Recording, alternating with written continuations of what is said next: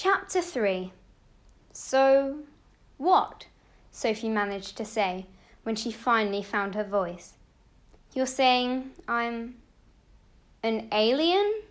She held her breath. Fitz erupted into laughter. Her cheeks grew hot, but she was also relieved. She didn't want to be an alien. No, he said when he'd managed to compose himself. I'm saying you're an elf. An elf. The word hung in the air between them, a foreign object that didn't belong. An elf? She repeated.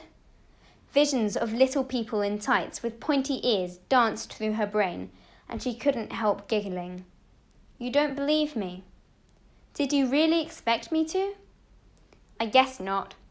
He ran his hands through his hair, making it stick out in wavy spikes, kind of like a rock star.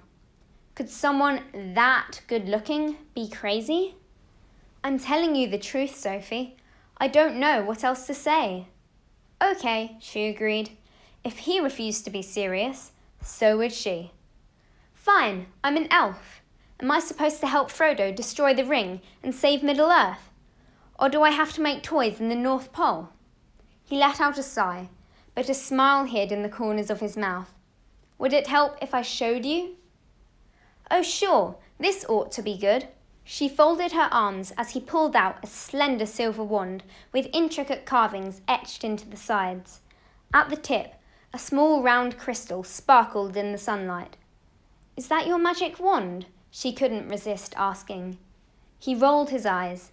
Actually, it's a pathfinder. He spun the crystal and locked it into place with a silver latch at the top. Now, this can be dangerous. Do you promise you'll do exactly what I tell you to do? Her smile faded. That depends. What do I have to do? You need to take my hand and concentrate on holding on. And by concentrate, I mean you can't think about anything else, no matter what happens. Can you do that? Why? Do you want proof or not? She wanted to say no. He couldn't actually prove anything.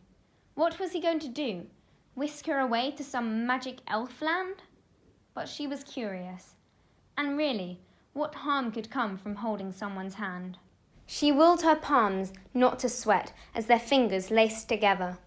Her heart did that stupid fluttery thing again, and her hand tingled everywhere their skin touched. He glanced over his shoulder, scanning the parking lot again. Okay, we're alone. We go on 3. You ready? What happens on 3? He shot her a warning look, and she scowled at him. But she bit her tongue and concentrated on holding his hand, ignoring her racing heart. Seriously, when did she become one of those silly girls? 1, he counted, raising the wand. Sunlight hit a facet in the crystal, and a bright beam refracted towards the ground. 2, he tightened his grip. Sophie closed her eyes. 3. Fitz pulled her forward, and the warm tingling in her hand shot through her body like a million feathers swelling underneath her skin, tickling her from the inside out. She fought off a giggle and concentrated on Fitz. But where was he? She knew she was clinging to him, but it felt like her body had melted into goo, and the only thing keeping her from oozing away was a blanket of warmth wrapping around her. Then, faster than the blink of an eye, the warmth faded, and she opened her eyes. Her mouth fell open as she tried to take it all in. She might have even squeaked.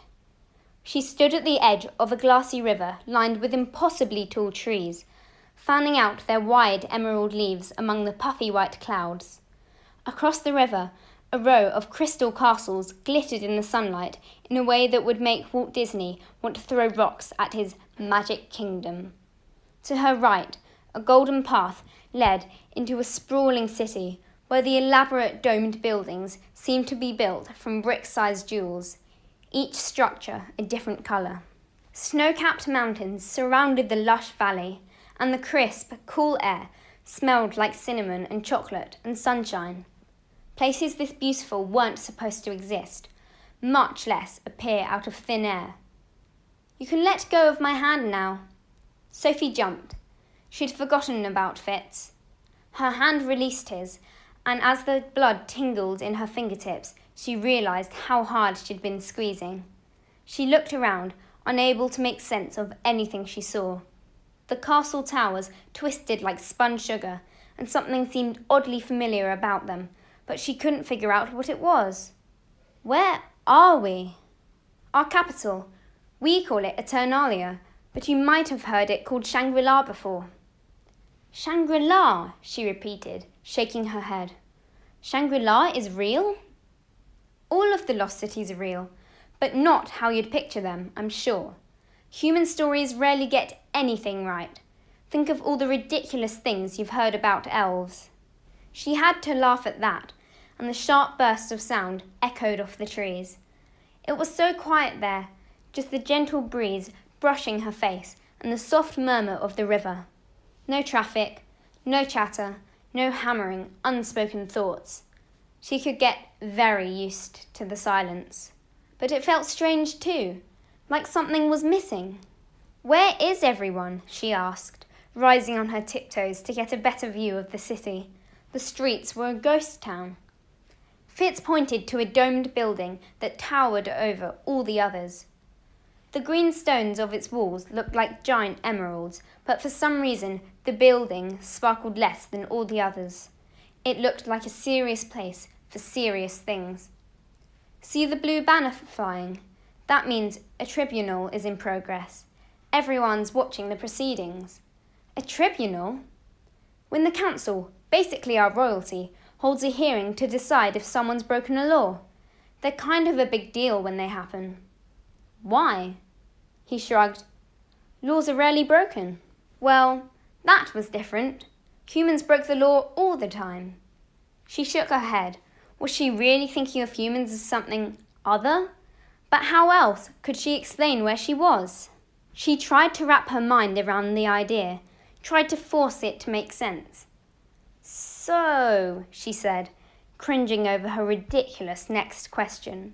This is magic? Fitz laughed, a full body laugh, like it was the funniest thing he'd ever heard. She glared at him. It couldn't be that funny. No, he said when he'd regained control. Magic is a stupid idea humans came up with to try and explain things that they couldn't understand.